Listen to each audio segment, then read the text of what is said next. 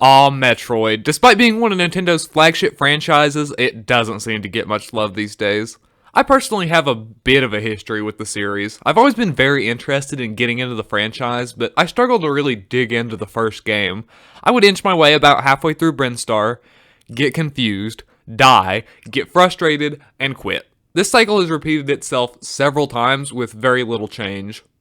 Another big thing the Metroid franchise is known for is for basically inventing the Metroidvania, with the help of Castlevania, of course. A subgenre of platformers known for featuring interconnected maps and a focus on upgrading your character's abilities. It's a really popular subgenre to this day, featuring games like Axiom Verge, The Messenger, Hollow Knight, and the Ori series. Metroidvanias are something I have very little experience with. I guess I just saw them as regular platformers with extra steps, a complication of the elegant and streamlined A to B progression system of games like Mario. So can Metroid finally show me the light? Let's find out. In Metroid, you play as a bounty hunter known as Samus Aran on a mission to the planet Zebes to assassinate the Mother Brain, leader of the Space Pirates. Of course, being an NES game, it doesn't actually explain any of this to you. Most of the details were filled in later games. Samus has a pretty standard range of abilities when you start out: run, jump, and shoot. Before you even leave the first room, you're given your first upgrade, the ability to roll into a ball to fit through tight spaces. Samus controls remarkably well, with a level of precision I rarely see even in games that demand much more precise platforming. Pretty quickly you'll find yourself with a host of new upgrades.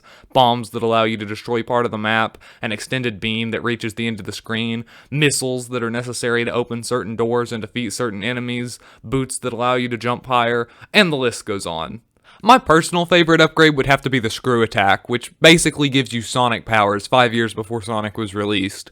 Basically, when you jump while holding left or right, Samus will spin into a ball that literally hits enemies with the force of a missile. This does tons to allow you to move more easily through the rooms, and generally means you don't have to worry about taking damage mid-air. Unfortunately though, this integral attack suffers from consistency problems. For the longest time, I couldn't figure out why sometimes the attack would work effortlessly, and sometimes it just wouldn't.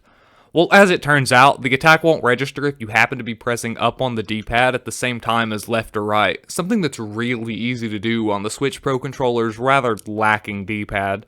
The problem mostly solved itself once I started making a conscious effort to only press left or right, so keep this in mind going in, and you should be fine. Upgrading your character feels great. I understand why people find this so appealing. Each time you find a new item, you feel stronger, more prepared to take on the harsh world of Zebes, which is further enhanced by its impeccable theming. I love the atmosphere of this game. I swear there isn't a single bright color in the entirety of the code. It's so moody and dark, and the music does such a great job of conveying the feeling of being alone on a long abandoned space station, slowly traveling deeper and deeper into the planet. The whole world of the game feels eerie, slightly off, unnatural, like it shouldn't exist, which makes you all the more eager to take it all down. I mean, the final boss is literally a brain in a vat covered in spikes, hooked up to machines and wires. I mean, if that's not thematic, I don't know what is. Living up to its title as a Metroidvania, Metroid features a massive interconnected map to explore, further simplified into 5 main areas: Brinstar, Norfair, Kraid's Hideout, Ridley's Hideout, and Torian. Honestly, I think this game is best experienced with a guide. Not to the extent of the original Zelda, where getting through the game without a guide was nearly impossible, but there are so many optional armor upgrades, branching paths, and repeating rooms that it's hard to recommend you just go in blind and try to figure it out yourself. Personally, I used a guide, and I still found navigating to be quite a bit of a challenge from time to time. There's no in-game map, so if you get lost, you're on your own. Looks like you're wandering around until you find a room you recognize. Dying sends you back to the entrance of the area you're in, but this isn't really something you usually want to do, as dying sets you back to 30 health. I hate it when games do that. Depending on how many health tanks you've found, you might be able to hold up to 600 health, but they feel the need to make you grind all the way back up from 30 just because that's what you start the game at. I guess this is as good a time as any to discuss difficulty. I consider this game to be moderately difficult, not punishingly hard, but not super easy either.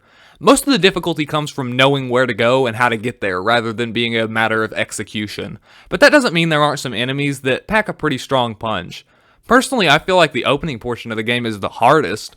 It gets a lot easier once you get the long beam, and a ton easier when you get the Screw Attack.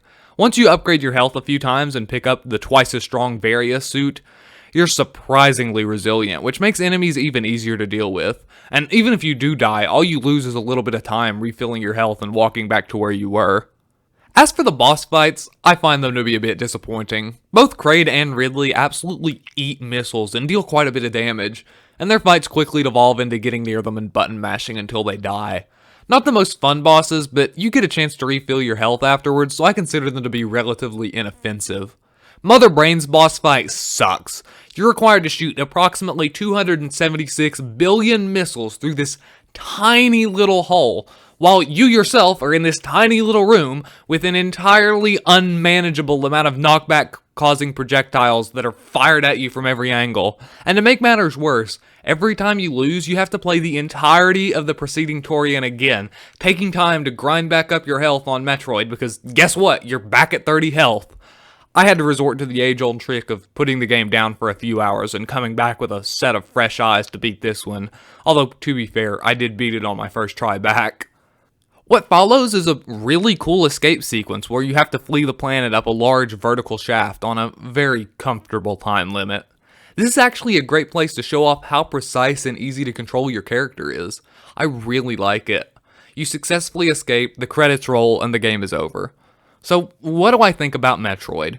Frankly, I enjoyed it a lot more than I expected to. I had an absolute blast with it, and I'm so excited to start playing some of the other games in the franchise. Not to mention, it's completely sold me on the concept of Metroidvanias, and I can't wait to further explore the subgenre to see what else it has to offer.